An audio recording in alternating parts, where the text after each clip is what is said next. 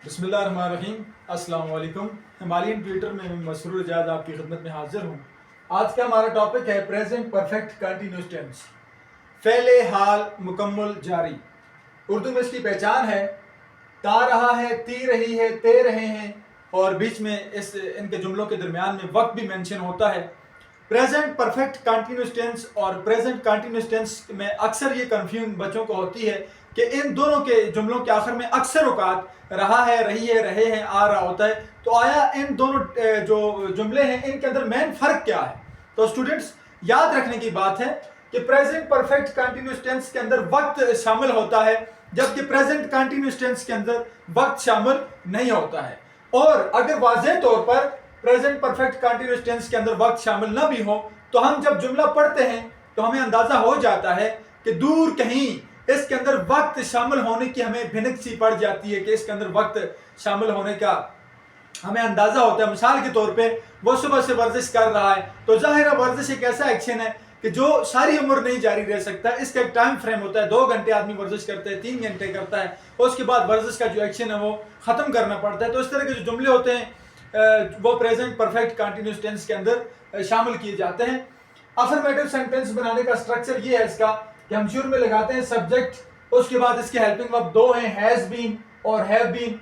Has been हम singular he, she, it के साथ हम ये हेल्पिंग वर्ब लगाते हैं, और हैव बीन जो हम आई, वी, यू, दे और इस तरह के जो हमारे पास सब्जेक्ट होते हैं उनके साथ हम ये हैव बीन लगाते हैं। वर्ब की इसके अंदर फोर्थ फॉर्म हम इस्तेमाल करते हैं और आखिर में ऑब्जेक्ट लगाते हैं। वक्त को जाहिर करने के लिए सेंस और फार जो है वो हम लगाते हैं। सेंस और फार के बारे में थोड़ी सी डिस्कशन कर लेते हैं। इसके हवाले से मैं आपको एक अलग वीडियो भी बना के दिखाऊंगा डिटेल के साथ, क्या है सेंस और फार का जो हम इस्तेमाल है वो कब करते हैं। तो मुख्तसर मैं आपको बता देता हूँ कि सेंस जो है वो स्टार्टिंग पॉइंट अगर हमें मालूम हो कि एक बंदा जो है वो कि कब ये काम शुरू हुआ। अगर ये काम शुरू हुआ मॉर्निंग से, इवनिंग से, सुबह के टाइम, शाम के टाइम, 2013 से, जुलाई से, 2 PM से ईद हो गई, आशूरा हो गया, इस तरह का जो स्टार्टिंग पॉइंट हमारे पास होता है जिसका जो स्पेसिफिक टाइम होता है, मालूम वक्त होता है, तो उसके साथ हम सेंस का इस्तेमाल करते हैं। बुढ़ापा हो गया, एक शख्स की जवानी हो गई,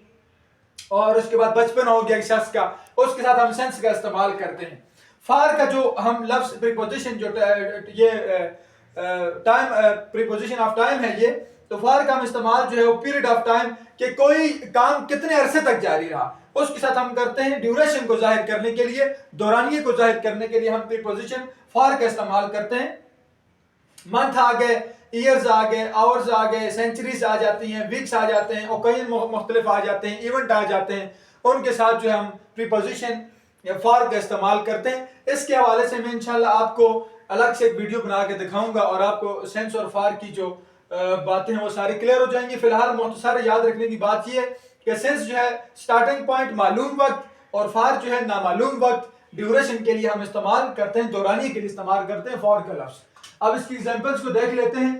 तो पहले एग्जांपल है हमारे पास, he has been going to the morning walk, वो सुबह की सैर के लिए जा रहा है।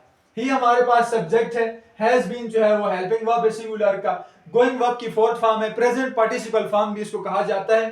To the morning walk rest of the sentence है।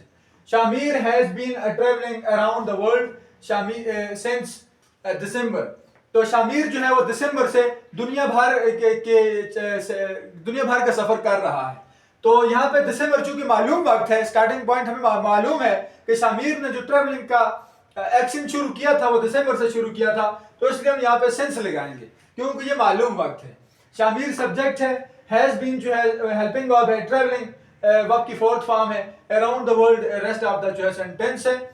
उसके बाद तीसरे नंबर पे है, they have been working at that company for 3 years, वो उस कंपनी में 3 साल से काम कर रहे हैं। तो यहाँ पे जो 3 साल है ये स्टार्टिंग पॉइंट नहीं है बल्कि एक टाइम की ड्यूरेशन है, जिसके लिए हमने यहाँ पे प्रीपोजिशन फॉर का लफ्ज इस्तेमाल किया है कि 3 साल के दौरानिये से वो उस जगह पर उस कंपनी में काम कर रहे हैं। They subject have been helping verb, working verb की fourth form, at that company, ये बाकी कॉम्प्लीमेंट है, रेस्ट ऑफ द सेंटेंस है।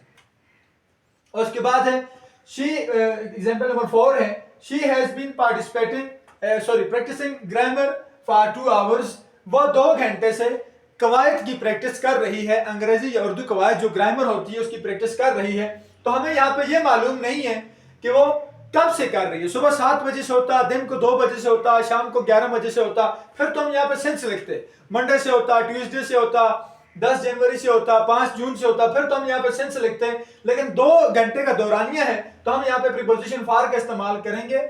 शी सब्जेक्ट है, हैज बीन हेल्पिंग वर्ब है, प्रैक्टिसिंग प्रैक्टिस की फोर्थ फॉर्म है, ग्रामर जो है ऑब्जेक्ट है कि वो 2 घंटे से कवायद की प्रैक्टिस कर रही है।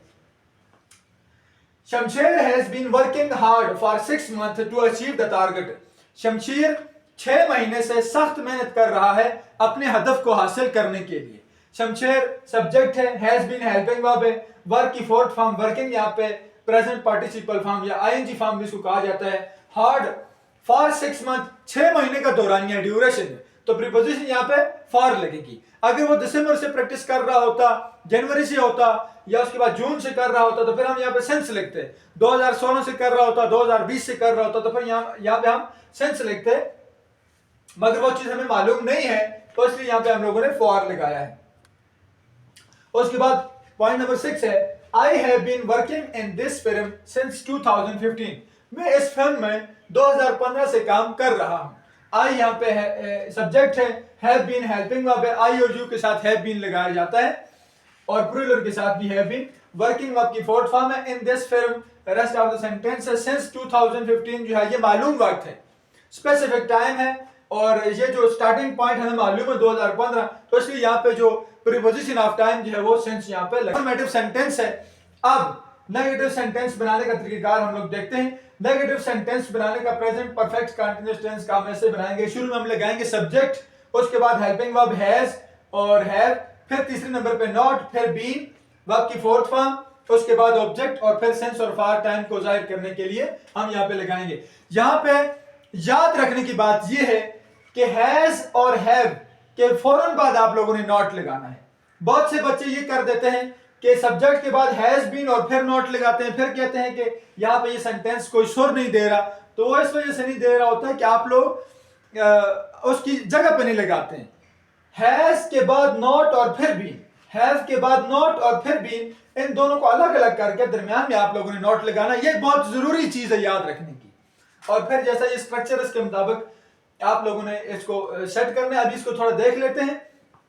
तो इसका अगर हम लोग नेगेटिव बनाए वो ऐसे बनेगा, he has not been, not यहां पे आ जाएगा, बीन और हैज के दरमियान में नॉट आएगा। He has not been going to the morning walk, Shamir has not been, not यहां पे आएगा, बीन और हैज के दरमियान में आएगा।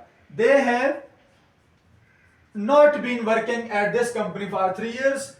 She has यहां पे आ जाएगा not been practicing grammar for 2 hours. Shamsher has यहां पे आ जाएगा not been working hard for 6 months to achieve the target. I have not been working in this film since 2015. याद रखने की। और अगर हम इंट्रोगेटिव सेंटेंस स्ट्रक्चर इसका देखें तो वह कुछ ऐसे होगा कि शुरू में हम लगाएंगे हैज और हैव, दोबारा से ये बात याद रखने की, बीच में सब्जेक्ट लगाएंगे फिर बीन लगाएंगे। स्टूडेंट्स इस बात को अपनी कॉपी के ऊपर लिख लें और हमेशा के लिए याद रखें कि हैज और हैव के बाद सब्जेक्ट यहां पे लिखेंगे और फिर बीन लिखेंगे, ये बहुत याद रखने की बात है।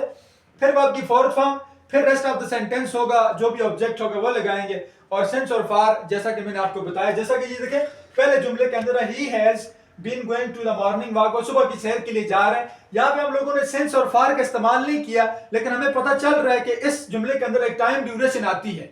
मॉर्निंग वॉक का जो है एक टाइम लिमिट होता है, तो इसलिए हम लोग क्या करते हैं ऐसे जुमलों में सेंस और फॉर इस्तेमाल नहीं करते, लेकिन टाइम बीच में दूर कहीं मेंशन जरूर हुआ होता है।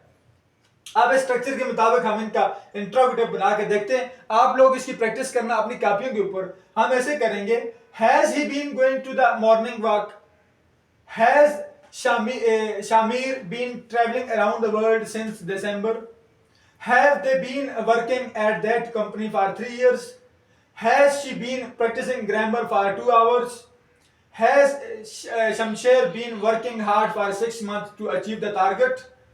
Have I been working in this film since 2015?